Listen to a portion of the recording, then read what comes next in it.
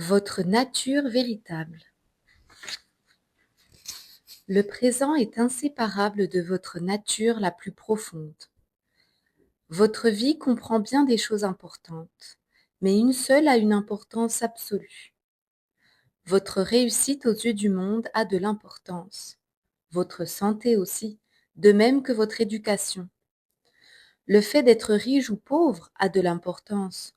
Cela établit certainement une différence dans votre vie. Oui, tout cela a une importance relative, mais aucune importance absolue.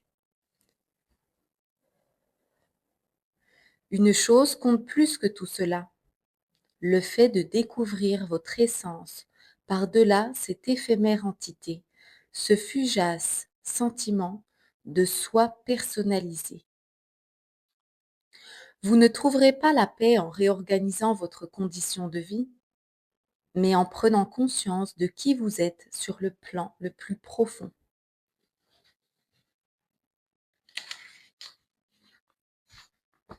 La réincarnation ne réglera rien si, au cours de votre prochaine vie, vous ne savez pas encore qui vous êtes.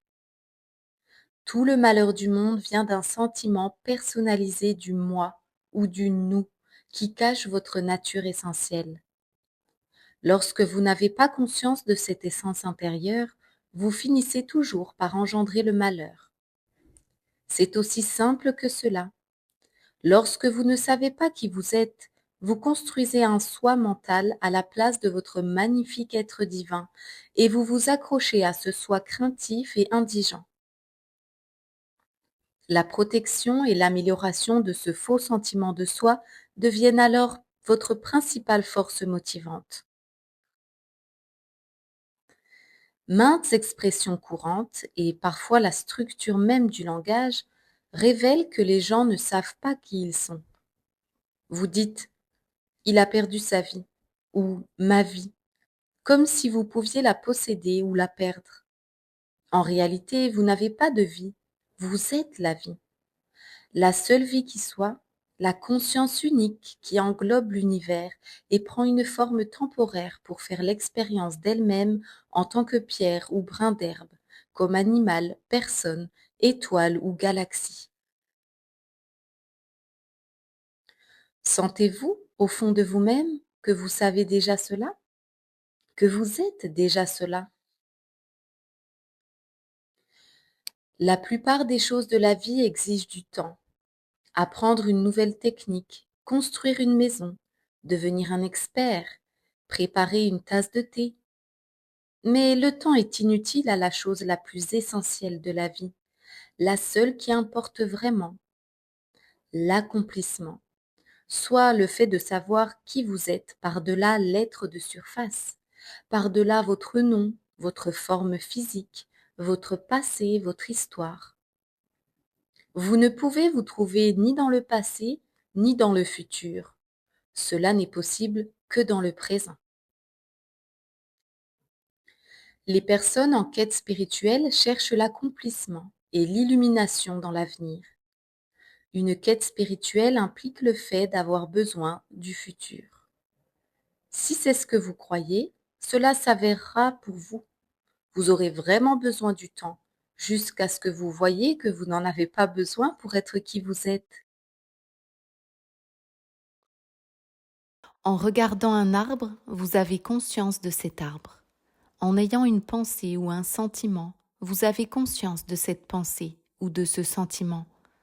En vivant une expérience agréable ou pénible, vous avez conscience de cette expérience.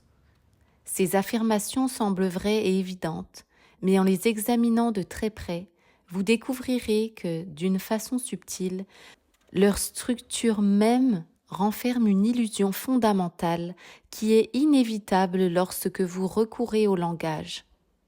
La pensée et le langage créent une dualité apparente, une personne séparée qui n'existe pas.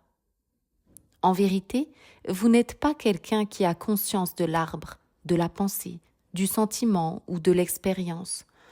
Vous êtes la conscience dans et par laquelle ces choses apparaissent.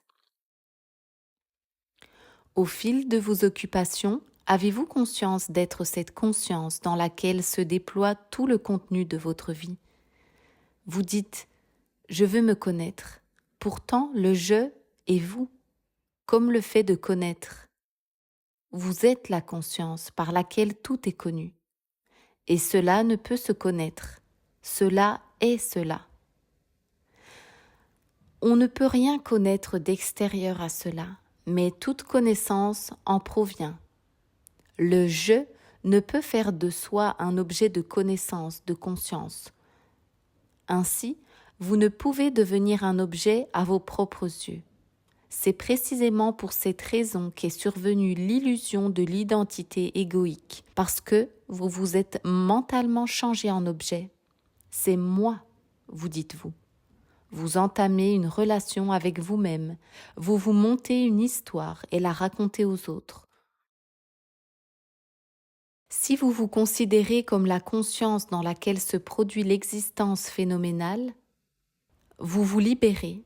Vous n'êtes plus dépendant du phénomène, ni de la quête de soi, peu importe les situations, les lieux et les conditions. En d'autres mots, ce qui se passe ou non n'a plus d'importance.